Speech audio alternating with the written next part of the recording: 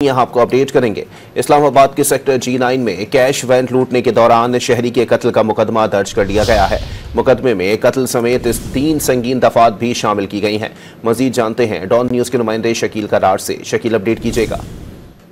जी बिल्कुल, ये मुकदमा जो है वो मकतूल के कजन की मुदरियत में थाना कराची कंपनी में दर्ज किया गया है और उसमें मौके पर इख्तियार किया है कि मोटरसाइकिल सवार जिस से लैस से डकैत ने फायरिंग की, जिससे सिक्योरिटी गार्ड जो है कैश बैग लेके जा रहा था, वो जख्मी होकर गिर पड़ा और उसका जो कजन है उसको गोली लगी और जख्मी हालत में हॉस्पिटल में मुंतकिल किया गया, लेकिन वो जाँबर ना हो सका और जहाँ भाग हो गया और मुलजिम जो है वारदात करने के बाद मोटरसाइकिल में जो है वो फरार हो चुका है। सामने आने पर शनाख्त कर सकता हूँ।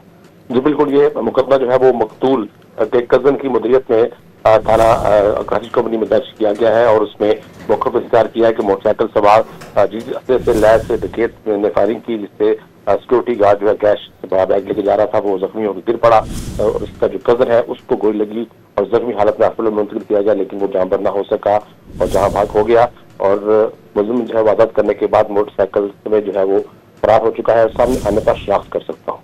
जी बहुत शुक्रिया शकील।